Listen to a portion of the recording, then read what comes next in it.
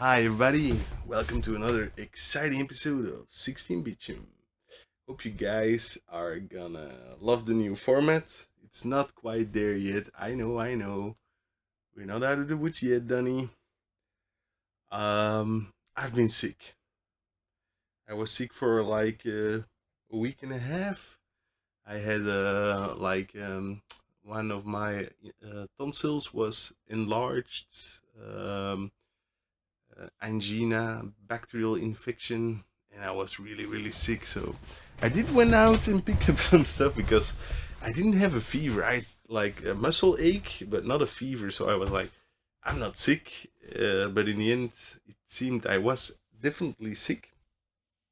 So the week last episode, I was allowed to go in the back. Didn't find the turtle. I went back 2 weeks later, and lo and behold, the turtle was there. Yeah, I already have these, of course. This actually my old one because the paint job was better. There were some more turds. They were 2.5 euros each this time. Sadly, I already had this one. I didn't know. This one I didn't have, and he has his belt and backpack, so that's pretty sweet. So those were 2.5 euros a piece. They also had some more vinyl this time. And she said, I just put it out. And that's pretty sweet. Smith's Rank. This is a live album. Pretty cool. Um, the Exploited. Punk's Not Dead from 1981. These were all, as the previous time, pretty expensive. This one was cheap. Well, 5 euros. Works. Didn't know the band, but looked it up and it seemed alright. It's not that great. And this is just garbage noise, man. Deutsche Amerikanische Freundschaft. It looks cool, but it's not that great. And then in the bins, I scored some. First up, this Bella and Sebastian tape box.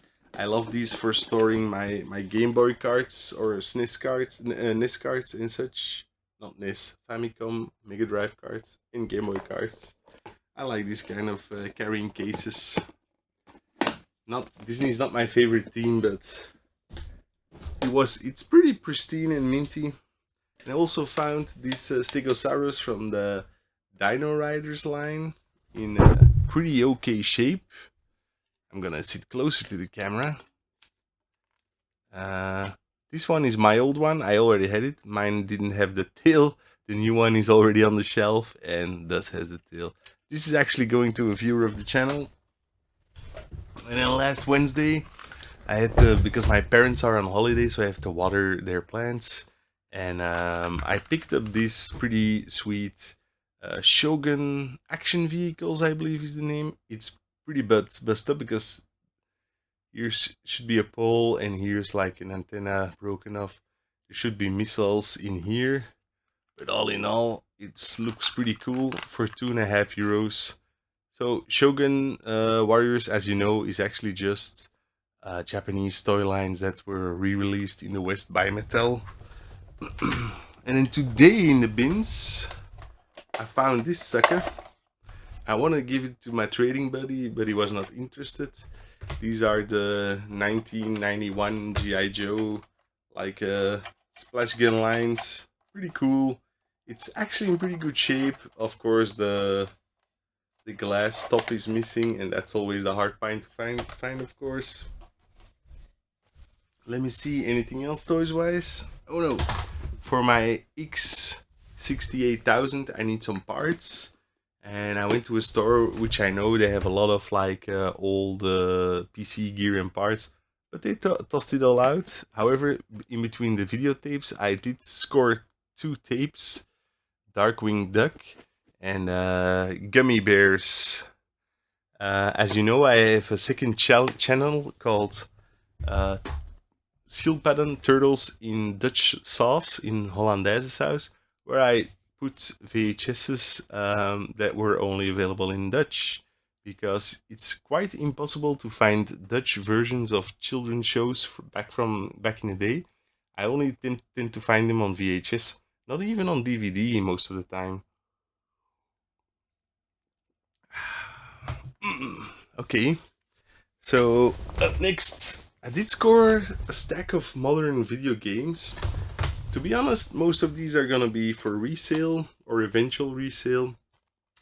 Uncharted collection. Haven't played any Uncharted game ever, so might give it a shot right now. In Skyland, the last Skylanders game we needed.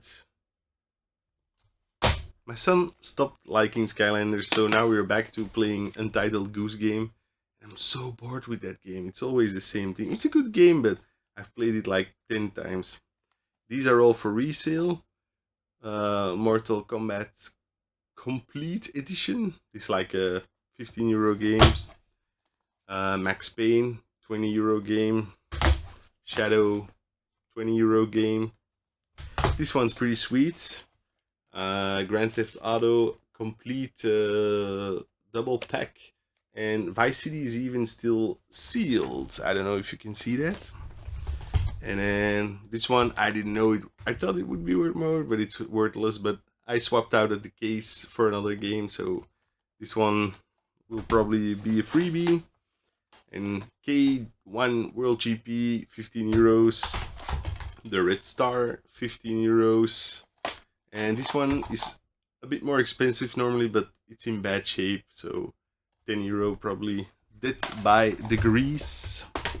So, as you see, not a whole lot of games for myself, but picking up these games, flipping them, and then saving the cash will get me one of those nice Japanese games or a Neo Geo game or something.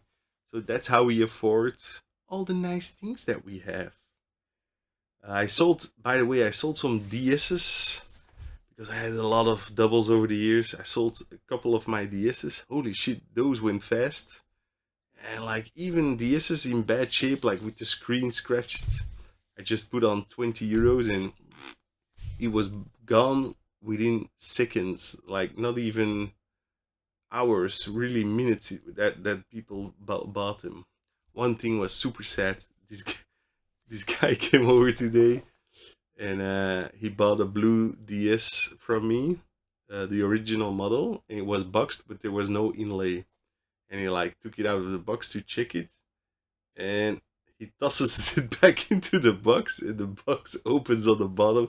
The DS drops and cracks it. It's like, yeah, that's your DS now, guy. I'm sorry, but I had that thing for 15 years or something, and you just like own it for 1 minute, and you broke it already. So what? Some people. So yeah, do I have anything else to show? Oh yeah, I don't think, maybe I've showed these already.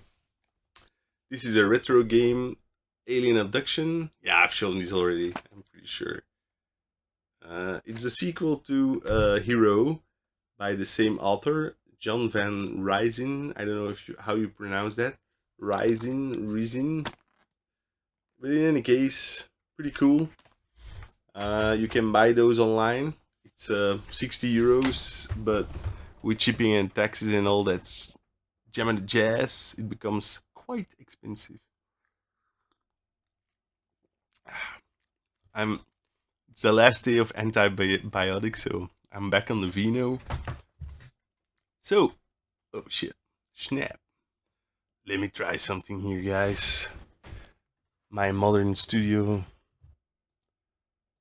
Opa. So, this is kind of the setup I'm going for.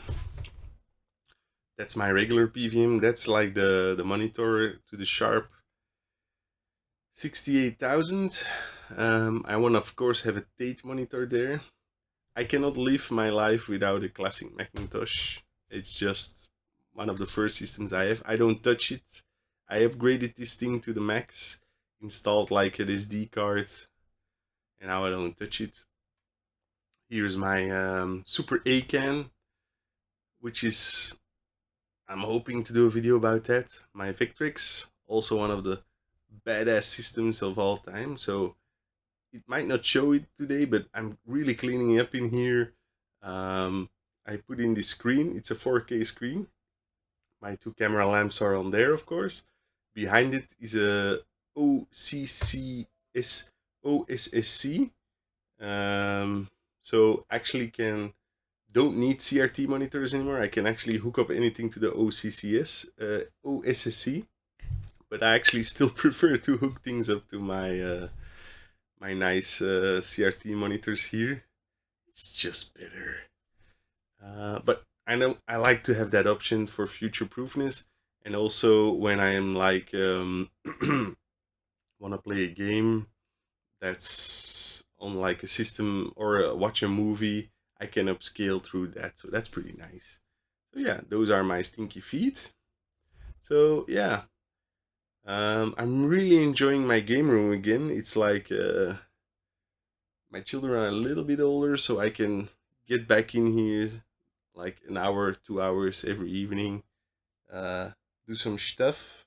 But I'm also selling a lot because I have to move to a smaller room. So this is all finite. Well, everything is finite, of course, but as you can see, those are a lot of video games. So yeah, I'm actually not quite sure yet how I'm gonna manage to do that.